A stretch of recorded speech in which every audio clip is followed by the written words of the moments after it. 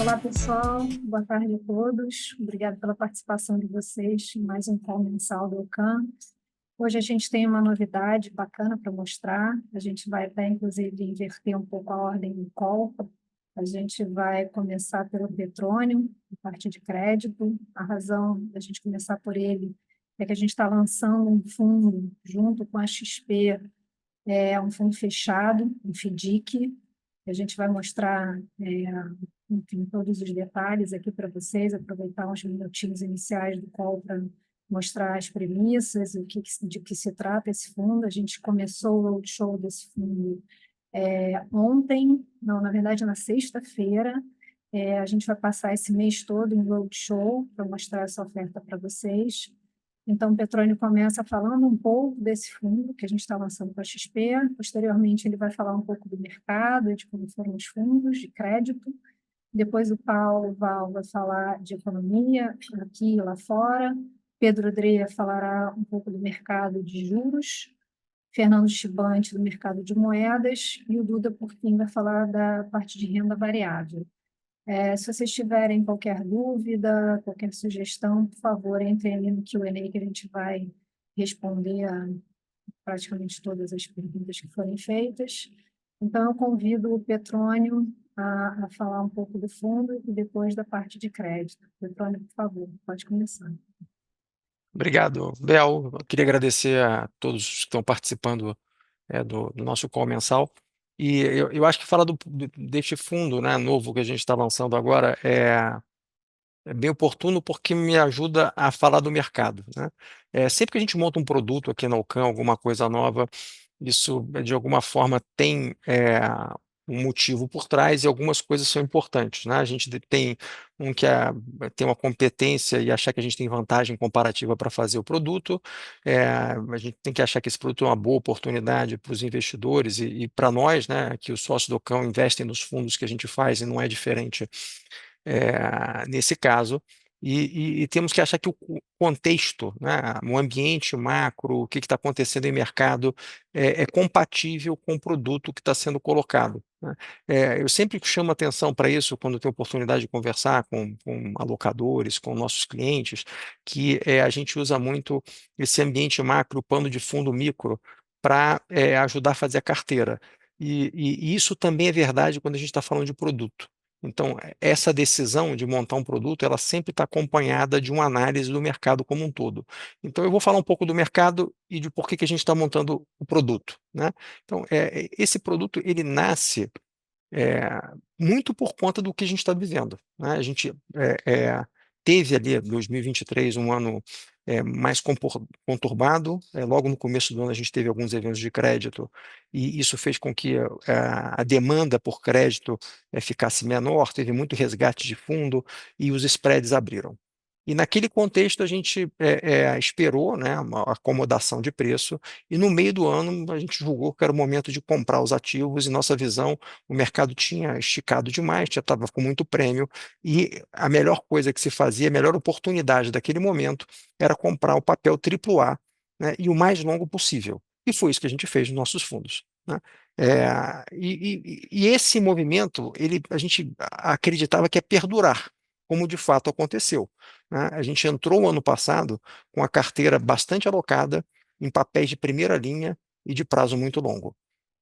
E por que eu achava que esse movimento ia continuar acontecendo? Porque o mundo está incerto, o Brasil está incerto, e eu ficava escutando aqui do Paulo Val que a gente estava num ambiente extremamente turbulento, né? Esse tipo de situação faz com que os investidores fiquem mais avessos a risco e busquem investimentos que tenham menos volatilidade, tenham um risco menor. Os fundos de crédito, eles têm essa natureza, então era natural esperar um fluxo para crédito, o que de fato se verificou. Ano passado a gente teve uma captação na indústria de fundo muito expressiva e ela foi basicamente focada em fundos de curto prazo, porque as pessoas querem liquidez, querem segurança, e isso foi isso que aconteceu. E dado que você tem muita demanda por fundo, isso acaba virando uma demanda por títulos de crédito de primeira linha, e isso faz com que os preços subam. Era isso que a gente esperava acontecer, e isso que aconteceu. E Já imaginando que isso acontecer, duas coisas a gente fez, né? A primeira foi alocar a carteira. A segunda foi, tá bom, e como é que é o próximo capítulo? Quando esse movimento de fato se materializar e a gente vê esses spreads fechando e chegando a preços mais justos, né? Qual o papel do gestor de crédito? Porque eu acho que um papel muito importante do gestor de crédito de comprar um papel de primeira linha quando você está num ambiente extremamente conturbado e as pessoas estão com medo. Então, o papel é este, né? Você ir lá e comprar. Agora, eu acho que o papel do gestor de crédito é outro, é buscar qual a melhor alternativa de investimento num contexto onde as pessoas já estão mais acostumadas, estão buscando crédito, querendo crédito, mas os preços já estão compatíveis com o cenário que a gente acha que está correto, estão mais justos, né? E o natural, historicamente, quando eu vejo esse tipo de coisa acontecendo, o que que é o natural? Primeiro vai o AAA, depois vai o duplo A, ou seja, esse movimento de benigno de aumento de preço, ele vai aumentando, né, contaminando positivamente outros segmentos no espectro de risco. Esse é o padrão, é o que sempre acontece, e é o que eu acho que vai acontecer, e na verdade a gente já está vendo isso acontecer. Se eu vejo, a gente teve uma realização ali em novembro, dezembro, essa correção de preço no AAA já voltou completamente, mas já está também acontecendo no duplo A e no ar, né? Qual o ponto aqui? É que o Paulo Val, ele vai falar um pouco depois, ele continua falando que há um ambiente no mundo extremamente difícil, né? Não estou falando de Brasil, o mundo como um todo vive muita mudança, e isso traz incerteza, traz insegurança, e muita coisa acontecendo, e a tendência que a gente tem aí, portanto, também mais inflação, o risco de ter mais inflação e ter juro mais alto o tempo todo. E no Brasil também, os dados apontam, né, o que a gente tem visto é juros mais altos, inflação mais alta por um período mais longo que a gente gostaria, né? E neste tipo de cenário, quando você vai aumentando o espectro de risco, você começa a ter um questionamento que eu acho extremamente válido de, não, tá bom, mas e se eu tiver um problema? Porque o juro alto contamina a despesa financeira das companhias. Em algum momento isso pode bater em atividade. Até que ponto eu tenho segurança em aumentar o risco em crédito, né?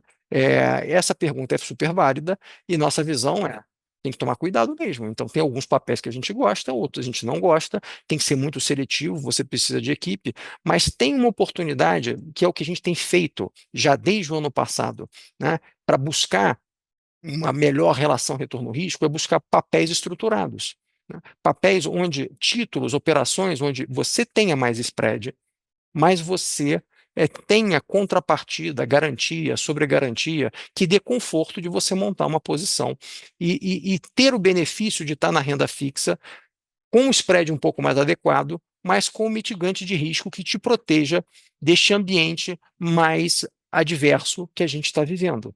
E a gente tem feito isso nos fundos. Só que tem um contraponto, né? Não dá para fazer muito grande nos fundos líquidos, porque esses papéis, eles tem uma liquidez menor. O mercado de crédito no Brasil tem aumentado sua liquidez, mas os títulos mais estruturados, essas operações, FDIC é um instrumento que se destaca muito nesse cenário, porque ele te dá uma carteira pulverizada e essa estrutura de subordinação. E o problema que você tem para investir em FDIC é que são instrumentos que têm menor liquidez. Então, você tem um limite a partir do qual não é saudável colocá-lo numa carteira de um fundo que é um fundo D1, um fundo D30, ou mesmo no fundo D90. Você tem que ver isso com muito cuidado e com muita restrição, né? E a gente acha que essa é a melhor oportunidade que tem no momento, né? E como é que a gente oferece isso para cliente? Então, a maneira de você oferecer isso para cliente é casando o ativo com o passivo, né? E fazendo um instrumento que é um pouco menor de tamanho, né? Então, a gente está colocando aqui um fundo com oferta pública, né? É um fundo para investidor público geral. Isso é uma inovação. A legislação para FDIC não permitia que qualquer agente pudesse comprar cota de FDIC, estava restrito para investidor qualificado. Na minha visão, isso até gerava uma percepção, acho que de que esse ativo é um ativo que você tem que tomar mais cuidado, né? E para alguns casos isso é verdade, para outros não, né? Mas essa percepção acho que vai sendo disseminada na medida que as pessoas vão conhecendo melhor o instrumento, né? E eu até acredito que ao longo dos próximos anos a gente vai ver um aumento da liquidez nas cotas dos FDICs e uma redução do spread, que pode até dar um ganho de capital para este tipo de veículo. Mas hoje você consegue ainda combinar essa operação com mais spread e bastante garantia, desde que você seja capaz de abrir mão de liquidez. E este é o desenho aqui. Então, esse é um fundo fechado de 5 anos, ele não tem come cotas, o prazo é fixo, então não pode ser prorrogado. A gente vai fazer a gestão aqui de todo o reinvestimento da carteira e da liquidação dos ativos no fim do período, e com isso, quem está entrando hoje, eu acho que tem o benefício de entrar numa classe de ativo é, que eu acho que tem uma relação retorno e risco bastante boa e que está adequada para o momento de Brasil e de mundo, e ao mesmo tempo se beneficiar de alocar por um prazo longo, né, numa taxa de juros bastante alta. E esse efeito dos juros compostos sendo reinvestidos por um prazo, por um horizonte de 5 anos, ele realmente faz uma diferença muito grande para o investidor, né, que vê essa composição de retorno no tempo e vê que o dinheiro que ele colocou hoje, daqui a 5 anos, vale mais do que o dobro, né, se a curva de juros realmente refletir o que a gente está precificado hoje, né? Mas eu acho que é por isso que esse produto nasceu. A gente já está montando essa carteira há bastante tempo, né? A oferta está aberta, né? E ela fica ao longo desse mês de abril. A gente está conversando com investidores, tirando dúvidas sobre o produto,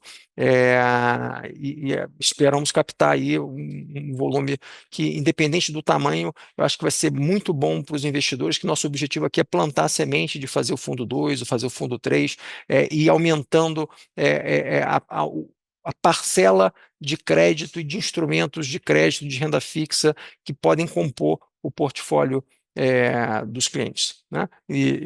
Eu acho que de contexto é esse, mais no curto prazo, aqui falando só do mês passado do mercado de crédito, aconteceu basicamente o que a gente falou no mês passado, né? Então, acho que as preocupações nesse mercado, elas, independente das notícias que continuam trazendo muita volatilidade para os mercados de câmbio, juros e mercado internacional, no crédito a gente não teve muita novidade, e sem novidade o que aconteceu foi um fechamento de spread até bastante expressivo. O IDDI fechou mais de 10 bips, e com isso acho que os fundos de renda fixa como um todo foram bem, e eu acho que isso vai trazer mais ainda investimento, mais recurso entrando nos fundos de crédito, e a gente está vendo um pipeline de emissões bastante pequeno, tá? Então, eu acho que do ponto de vista técnico, né, de oferta e demanda por títulos de crédito, a gente está num ambiente muito defensivo que deve deixar os preços bastante suportados, pelo menos no horizonte aí que a gente consegue enxergar, tá? Do meu lado era isso, eu passo a palavra aqui para o Paulo Val, e para dar um contexto maior aí do cenário macro para Brasil e para mundo. Perfeito. Obrigado, Petrônio. Boa tarde a todos. Falando aqui do cenário, como o Petrônio já antecipou, a gente continuou com o mês com bastante incerteza, bastante volatilidade, né? Eu acho que a principal incerteza global é derivada da postura do presidente Trump, né? Ele tem algumas agendas, mas eu acho que a agenda mais chamou mais atenção nesse último mês foi a questão das tarifas, novamente, né? Ele estabeleceu ali a tarifa de 25% para carros importados, né? Mesmo para países amigos com os quais os Estados Unidos têm acordos de livre comércio, e aí, assim, a gente fica nessa expectativa sobre quais são os próximos passos. E tem a questão de fazer tarifas recíprocas, quer dizer, quem tributar mais os Estados Unidos do que a tributação que os Estados Unidos faz teria uma majoração nas alíquotas. Isso pode afetar, inclusive, aqui o Brasil, né? Em alguns setores específicos pode ser relevante, de forma consolidada para a gente não é menos, mas pode ter impactos setoriais importantes, mas assim afeta o mundo inteiro, e isso acho que carrega uma camada adicional, que é uma questão de incerteza sobre seus planos de investimento das empresas, né, americanas, quais são os planos de investimento, o que se pode esperar aí para os próximos 4 anos, na verdade até mais, né, para os horizontes de planejamento, porque certamente é uma dúvida que tem adicional no cenário, e ao mesmo tempo que isso é uma coisa que faz, essa incerteza faz o investimento e consequentemente, a demanda e a atividade, enfim, serem impactadas negativamente, ao mesmo tempo, isso também não é favorável para a inflação, isso faz a inflação subir, né? Você está tributando mais, você está criando travas ao comércio, que, no fundo, são travas à eficiência da economia global, e isso é um típico choque de oferta que faz, a despeito de um menor crescimento, a inflação subir, né? Mas eu acho que, além da camada de reciprocidade e tudo, tem um canal adicional que é o Trump também colocar essa política tarifária como uma forma de fazer um funding para outras políticas, especificamente política de redução do imposto de renda, né, de forma geral, ali para PF e para PJ, né, e sinaliza que realmente você vai ter que arrecadar alguma coisa desse front, né? Então, acho que é uma coisa bem presente, acho que vai continuar a ser uma coisa presente naquela dinâmica do Trump, que é uma hora falar de forma mais dura, depois afrouxar, negociar alguma coisa aqui, alguma coisa ali, mas não parece que é uma coisa que vai sair do radar. A gente vai ter que conviver com isso nos próximos 4 anos, e isso vai ter um impacto negativo sobre a economia global. Isso sem considerar as outras pautas do Trump, né, enfim, ligadas à geopolítica e tudo, que inclusive está fazendo a Europa investir mais no rearmamento e tudo, além de outros pacotes também da Europa. Mas eu acho que eu focaria principalmente agora, no curto prazo, nessa questão comercial e suas repercussões globais. Na parte doméstica, a gente teve o Banco Central entregando a elevação de 100 pontos que ele tinha se comprometido, né? Ele tinha, no final do ano passado, se comprometido a fazer 2 altas adicionais de 100 pontos base. Ele entregou essa segunda alta agora em março, né? Enfim, acho que até pela descrição do cenário, seria muito inadequado ele interromper esse ciclo agora. A descrição que o Banco Central faz do cenário é uma descrição ainda bastante negativa, né? Uma descrição que tem uma economia superaquecida, ele estima a economia acima do potencial, é uma economia que tem uma inflação esperada na própria projeção do BC, quando ele usa a trajetória do Focus, significativamente acima da meta, ele tem 3,9 para esse horizonte, ele tem, em cima disso, um viés de alta para esse número, ou seja, a gente tem praticamente todos os indicadores apontando na necessidade de uma alta adicional. Mas o que o BC fez foi, de um lado, falar que essa alta é numa magnitude menor, ou seja, você tem uma desaceleração, e, na outra ponta, a gente vê algumas autoridades, alguns membros do Copom, em eventos públicos, falando enfim, que a taxa de juros já está numa magnitude muito restritiva, né, que ela está chegando em patamares inequivocamente restritivos, que grande parte dessa alta foi feita nos últimos meses, então você precisa ainda ter tempo para ver esse aperto monetário se materializar em aquecimento da atividade, né? E, normalmente, esse tipo de argumentação é também feito em um momento que você está próximo da taxa terminal planejada, né? Então, acho que, se de um lado a gente vai ter essa questão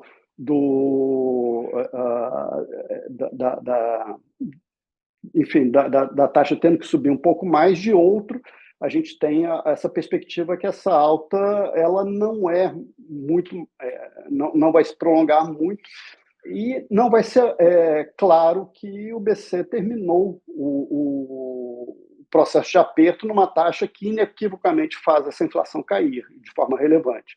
né? Acho que, na nossa opinião, pelo contrário, né? Acho que vai ficar essa dúvida. Não é à toa que as projeções de inflação continuam muito altas, o nível de desancoragem, quando a gente olha para horizontes mais longos, está em alguns dos maiores níveis desde o começo do inflation targeting, justamente por uma questão de, bom, tudo bem, de um lado eu tenho uma política monetária que, em princípio, realmente está restritiva, mas, por outro, eu tenho uma série de outras políticas que se contrapõem a isso. De um lado, a gente tem políticas de crédito, a gente está vendo o consignado do setor privado entrando em ação agora, a gente está vendo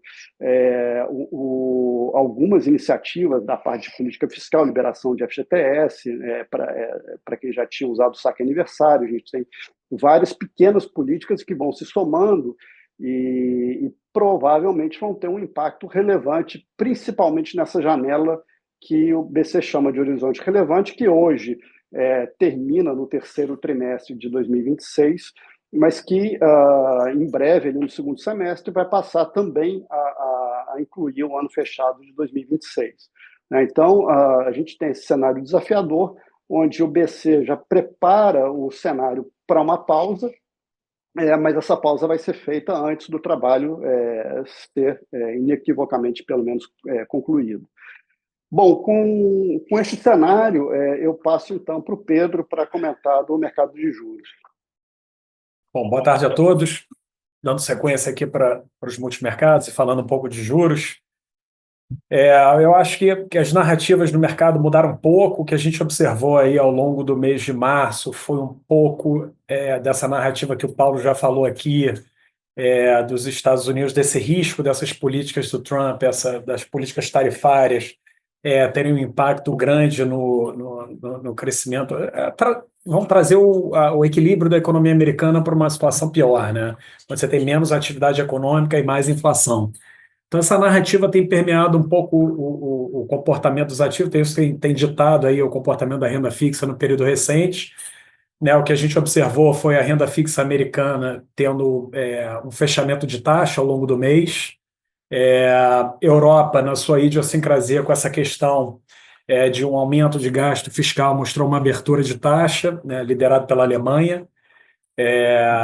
E os emergentes acompanharam um pouco essa tese aí de o outflow dos Estados Unidos, o fim do excepcionalismo americano, essa saída de dólares tem sido muito benéfica para os emergentes, e o Brasil tem sido síntese desse movimento. Acho que o Brasil está outperformando bastante aí, tem sido destaque aí na classe de emergência. Então, eu acho que isso está sendo muito explicado mais por essa questão do fim do excepcionalismo americano do que por uma melhora da nossa situação aqui. Então, eu acho que esse é o tema. A gente viu as bolsas nos Estados Unidos aí fazerem um movimento de correção, o Duda vai comentar. A gente acha que o que o mercado está precificando é uma certa estagflação, de uma maneira light. Acho que recessão ainda não está no preço. O que a gente está vendo é um comportamento muito controlado, assim, né? Não tem nenhum desarranjo assim mais específico. Os ativos de risco, apesar dessa correção das bolsas americanas, o mercado a vol não tem subido muito, né? Apesar de na renda fixa ainda estar bem presente, mas você vê assim os ativos ainda com comportamento bem civilizado, vamos dizer assim. Então, não tem uma grande aversão a risco. Acho que é um pouco mais o mercado precificando esse fim do excepcionalismo americano.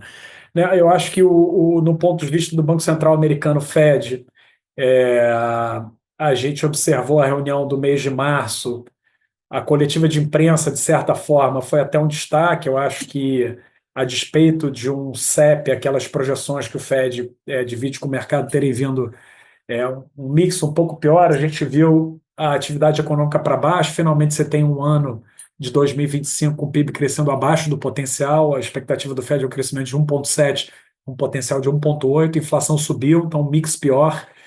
O Fed manteve 2 quedas do dot plot, apesar da média ter subido bem. Mas eu acho que o destaque ficou para a coletiva de imprensa, onde o Powell se mostrou mais dovish do que o que a gente imaginava, pelo menos. A gente acreditava que, dado o atual momento da economia, apesar do soft data estar mostrando um enfraquecimento de atividade, o hard data, os dados concretos da economia americana estão muito bem. Então, eu achava que o Powell poderia se colocar numa posição que ele ainda pode observar, mas ele veio com uma visão mais dovish da inflação, dizendo que as tarifas podem ter um efeito temporário na inflação, assim como foi em 2018, mas correndo o risco de cometer o mesmo erro que ele cometeu pós-pandemia. E em termos da função reação do Fed, o que ele disse é que se a atividade continuar forte e a inflação surpreender para cima, o que o Fed tem a fazer é manter os juros estáveis, em contrapartida, se a inflação ceder e a atividade enfraquecer, ele corta o juro. Então, pareceu meio assimétrico, achei que foi um Fed dove, mas numa linha mais contraditória, que a gente tem observado as manifestações de alguns membros do BOJ numa linha mais conservadora, né, se colocando numa situação de vamos observar um pouco o que vai acontecer daqui para frente, ver os impactos que isso vai ter na economia. Então, os sinais estão meio mixed, mas de qualquer maneira, o que a gente viu foi a curva de juros americana refletindo um pouco o risco de encaixar um cenário de recessão. A gente vê o mercado agora com aproximadamente 100 bips de corte, né, no horizonte relevante, 80 bips nesse ano. A taxa hoje nos Estados Unidos está entre 4,25 e 4,5, e o juro terminal, então, perto de 3,30, grosso modo, né? Então, a gente vê essa renda fixa americana com uma pressão mais baixista. A Europa, em contrapartida a isso, em reação, de novo, a esses estímulos fiscais aí que estão no pipeline, a gente vê uma abertura de juros, e o juro terminal, o Banco Central Europeu cortou o juro para 2,5 no mês de março, né, no início do mês, e o mercado ainda tem, grosso modo, mais 2 cortes na curva. Então, o juro terminal na zona do euro próximo de 2, estão trazendo esse spread, zona do euro Estados Unidos, para 130 bases, o que no início do ano estava perto de 200. Então, isso acho que tem sido, tem ditado aí a dinâmica dos mercados. A gente está com um risco muito reduzido por conta dessa incerteza da política econômica nos Estados Unidos. Amanhã vai ser um grande dia, o Liberation Day. Eu acho que não vai tirar toda a incerteza da mesa, porque, né, a gente sabe bem o estilo do Trump, ele pode sempre voltar atrás e deve trazer uma medida nova, mas a gente continua com uma visão de que ainda tem algum pragmatismo no governo americano. A gente não acha que essa ideologia de tarifas vai prevalecer caso se concretize um cenário de uma recessão nos Estados Unidos, então acho que vai ter algum pragmatismo que vai acabar falando mais alto, e a gente continua acreditando ainda nesse excepcionalismo da economia americana. Então a gente não vê, cenário de recessão não está no nosso base case, mas vamos esperar aqui as medidas serem divulgadas para a gente poder se debruçar e ver com mais clareza como é que esse negócio vai evoluir. Mas, de maneira geral, a gente não está comprando muito esse cenário, a gente continua com viés tomador de juros. Eu acho que os dados de inflação têm mostrado uma cara mais negativa, divergindo da meta de 2%, já estava com cara de 2,5%, e com esse cenário de tarifas a gente vê algumas casas importantes aí revisando o PCI desse ano para cima de 3%. Então é um cenário desafiador para o Fed. A gente não acredita que ele vai ter espaço do ponto de vista de inflação para cortar os juros como o mercado está precificando nesse momento. Então a gente está com risco reduzido, vamos aguardar o desenvolvimento a divulgação das medidas amanhã, para então ver como é que a gente vai tocar o portfólio aqui.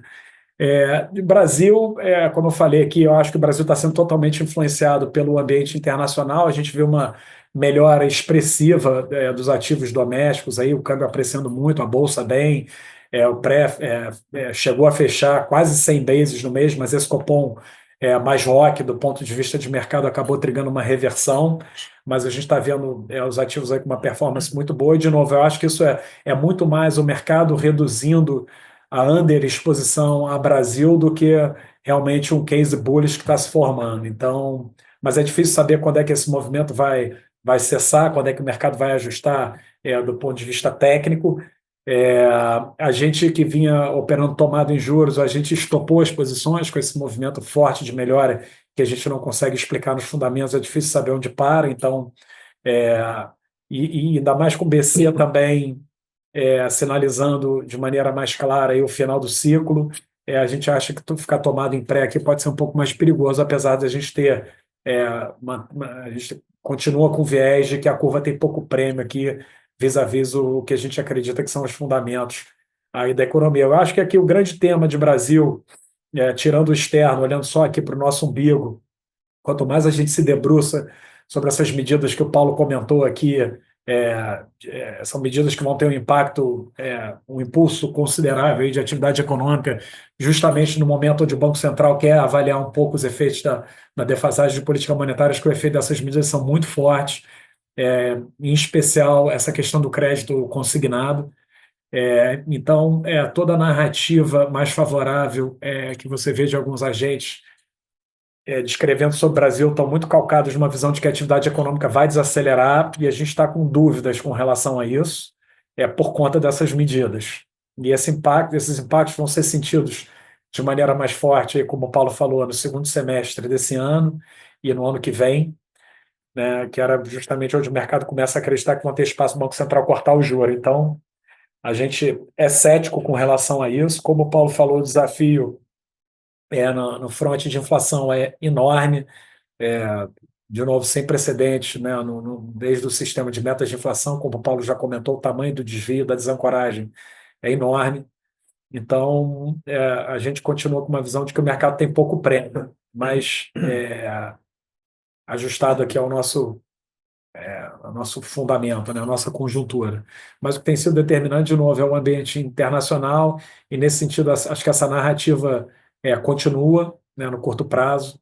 É, Vamos observar aí os próximos acontecimentos, em especial o dia de amanhã, né, para ver se a gente consegue ter uma opinião mais forte de como é que vai ser o encadeamento aí da implementação das políticas econômicas nos Estados Unidos. Tá? Então, a gente está com risco reduzido aqui no portfólio de juros, aguardando essas definições aí lá de fora. Acho que é isso. Vamos seguir com o Chibante aí no mercado de moedas. Boa tarde a todos. Falando aqui na parte de moedas, acho que foi mais um mês aí de dólar, em geral, mais fraco. Acho que basicamente puxado aí por conta do euro, esse problema no euro, né, de um pouco mais de 4% de apreciação, por conta de tudo que já foi dito aqui. Acho que começou, na verdade, com a narrativa aí de um benefício de um eventual fim, né, da guerra da Ucrânia, acabou não se concretizando, mas acho que trigou teve continuidade com essa história né, do fiscal na Alemanha, por conta de fiscal mais forte, por conta de necessidade de mais investimentos na parte de infraestrutura e defesa, e acho que isso aí acabou fazendo um movimento bastante expressivo aí no euro, e eu acho que por conta disso também você teve, né, um movimento do dólar index aí contaminando também, espalhando esse movimento para as moedas de emergentes também. Eu acho que agora a gente está chegando uma parte um pouco mais detrimental, que é justamente da política aí externa aí dos Estados Unidos, essa parte de tarifa. Vamos conhecer melhor amanhã. Espera-se que amanhã o que vem pela frente. Eu acho que nesse sentido, nessa posição que a gente vem carregando aí, comprada no dólar contra o euro, nesse ponto aqui eu acho que faz sentido. A gente já teve a gente fez uma redução nas posições, mas a gente acha que nesse ponto aqui, com esse movimento que aconteceu, o risco-retorno começa a ficar interessante novamente. Então vamos aguardar para ver o que a gente tem pela frente, mas eu acho que a gente está entrando num capítulo agora que é um pouco mais detrimental possivelmente para o euro também. Fora isso, a gente tem segue com a posição comprada. A gente saiu da posição comprada em dólar contra o peso chileno, foi uma posição que andou bastante ao longo do mês, né? O peso chileno acabou sofrendo bastante. Acho que tinha um técnico, né, bastante ruim, né? Acho que as tarifas também, essa preocupação com as tarifas em cima do cobre também acabou gerando uma preocupação maior também. Então, a moeda sofreu ao longo do mês, a gente acabou zerando essa posição ao longo dessa semana. A gente segue também com uma posição comprada aqui no dólar contra o real. A gente, apesar desse movimento forte aí de apreciação da moeda, a gente continua vendo saídas bem expressivas aqui na parte de dólar, na parte financeira, né, física do né, do fluxo.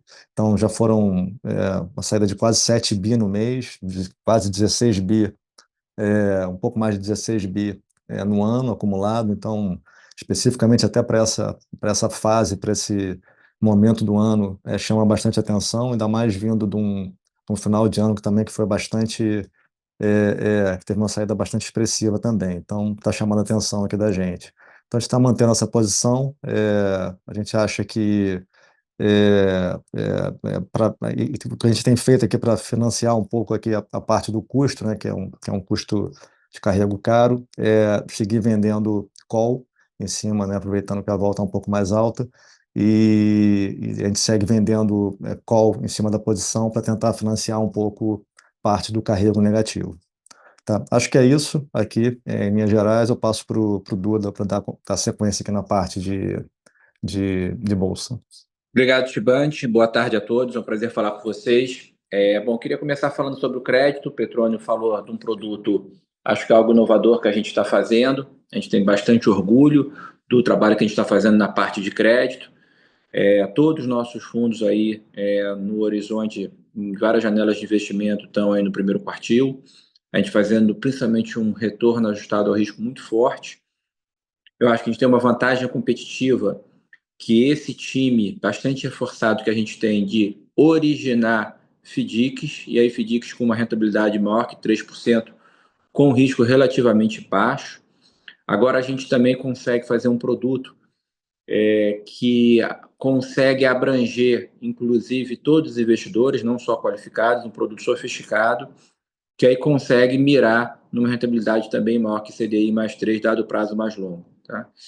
E, além disso, da parte do passivo, que a gente sempre se preocupou, a nossa parceria com o Banco do Brasil, nos dá uma estabilidade de passivo maior, uma tranquilidade maior, também para a gente conseguir procurar esses riscos e, principalmente, operações, originações, ativos não triviais, diferenciados, que eu acho que tem gerado essa performance superior. Então, acho que aguardem, que inclusive vão ter mais produtos bastante interessantes, bastante inovadores, mas eu queria chamar bastante atenção do que a gente está lançando agora, um produto com um horizonte de 5 anos de investimento para render mais que CDI mais 3. Bom, falando aqui de bolsa, foi um mês bastante atípico, como já foi comentado, grande aversão a risco dos mercados, o S&P caiu mais que 6%, e mais atipicamente aqui a bolsa subiu mais que 6%, ou seja, teve uma grande rotação nessa aversão a risco, de posições dominantes, que eram posições compradas na Bolsa Americana e protegidas em mercados emergentes. E aqui, acho que foi o principal fator, dado que não só no Brasil aconteceu esse fenômeno, mas em vários mercados emergentes vislumbrar essa rotação, assim como rotação de setores, por exemplo, de tecnologia, que eram os setores preferidos, para outros setores. Dado esse cenário, a gente não teve uma performance boa, a gente teve perdas principalmente na Bolsa Global, onde a gente carregava proteções, mas, como eu falei, algumas das nossas posições e das melhores empresas do mundo, líderes, que não mudaram o fundamento, na nossa opinião, caíram mais que 10%, 15%, apesar da Bolsa cair só 6%. A gente já tinha diminuído um pouco as posições, a gente optou e acertamos, preservamos capital de diminuir bastante a posição, estamos em posições bastante pequenas e totalmente protegidas. É claro que, como já foi comentado, esse evento de tarifas que deve ser feito pelo Trump amanhã, no dia 2, vai ser um pouco divisor de águas para você ter uma dimensão exatamente do que vem, e o mercado, até lá, está trabalhando com bastante aversão a risco. Tá? Nos fundos de ações também teve uma alta expressiva, dada a alta da Bolsa, mas não acompanhou totalmente a alta do mercado. E aí, dentro desse desmonte de posições, eu acredito que aqui no Brasil também os mercados não foram muito convergentes. E muitos short squeeze, a gente tem um short bastante pulverizado, a gente talvez tenha sofrido de uma forma pulverizada, mas não fortemente. Mas também tem algumas posições que talvez sejam preferidas do mercado, com melhores fundamentos, que teve um pouco de rotação também dentro do mercado, que eu vou comentar. Bom, dado o micro, que a gente não acha que mudou o fundamento, o macro, a gente está mais conservador, né? Dado total imprevisibilidade, quando você tem, principalmente o governo americano tomando medidas heterodoxas, mas passado esse evento de tarifas, a gente acredita em mais medidas pró-mercado, né, também que faziam parte da agenda Trump. Então, a gente acha que devemos continuar apostando favoravelmente. Hoje não estamos com posição direcional, como eu falei, estamos totalmente protegidos, esperando o evento, mas a gente acredita que do micro não mudou, mas o macro, com essa imprevisibilidade, a gente tem que esperar, tá? Das perdas, sem dúvida, de tecnologia, como eu falei, né? O setor de rede social caiu mais 15%, o setor de e-commerce caiu mais de 10%. Mesmo as empresas de semicondutores que caíram muito fortemente no mês, mesmo as empresas que a gente tem, caíram mais que 7%, foram uma grande performance, mas foram piores efetivamente que o mercado. Então, novamente, a gente está muito pequeno e totalmente protegido, tá? É claro que essas movimentações geraram algumas oportunidades. Por exemplo, a gente voltou para a posição de banco digital, que a gente estava zerado, e também fizemos algumas posições, mas principalmente aqui no Brasil, porque lá fora eu acho que a gente não vai ter uma vantagem competitiva para você fazer posições do ponto de vista fundamental, do ponto de vista micro, até você voltar a ter uma definição macro e ter um mercado mais convergente. Em outras palavras, nesse momento de realização pode cair, inclusive, os melhores papéis ou continuar caindo os melhores papéis. Bom, indo aqui para o Brasil, a gente está trabalhando também bem protegido, dado que a indefinição externa afeta aqui diretamente e afeta principalmente quais são os setores beneficiados ou que vão ter queda de resultado com essas tarifas. O que a gente fez é que gerou algumas oportunidades. A gente aumentou o setor financeiro, foi uma decisão acertada. O setor financeiro novamente performou muito bem. A gente continua achando que o setor financeiro aqui no Brasil é um velho com growth, ou seja, as empresas que a gente está investido têm um crescimento de lucro maior que 15% e negociam a 7, 8 vezes lucro, o que nos chama bastante a atenção. Também é importante realçar que o movimento foi de mercados emergentes, não foi particularmente Brasil. Apesar de terem tido pesquisas mais favoráveis, mais pró-mercado, a gente acredita que não está precificado a opcionalidade que vai ter com o tempo aqui no Brasil de uma eleição ou de mudanças mais favoráveis.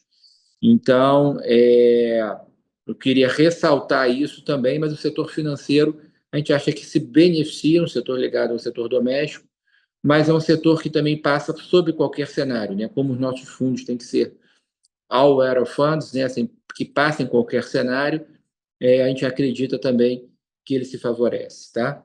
A mesma coisa foi no setor elétrico, um dos setores preferidos. A gente também tirou proteção e preferiu redear em outros setores, até porque algumas papéis de outros setores tiveram uma performance favorável. O setor elétrico também teve uma agenda mais favorável. A gente está mais otimistas com a regulação e principalmente a renovação de concessões e principalmente a capacidade do AC regulatório de você ter o repasse de tarifas, apesar da inflação alta que a gente está vendo no Brasil, relativamente mais alta, tá? Onde a gente teve perda foi também no setor de mining, setor de consumo, algumas empresas do setor de bens de capital. As perdas foram diluídas, como eu falei. Alguns papéis acho que até gerou oportunidade para a gente aumentar um pouco o hedge, um pouco nesses setores. A gente usa principalmente um índice otimizado, ou seja, tentando neutralizar o que a gente não quer vendido, mas mais no índice para não ter problema de short squeeze, que também aconteceu nesse mercado. Mas a gente acredita de novo que o capítulo, o medo está preponderante, a imprevisibilidade está preponderante. Eu acho que a gente tem que passar esse capítulo aí das tarifas. Mas a gente está entrando neles com a posição aqui no Brasil, onde a gente tem um ciclo de competência muito grande, com a carteira mais protegida, procurando gerar mais alfa, mas essas definições podem fazer essa carteira mudar algo relevantemente aí em abril.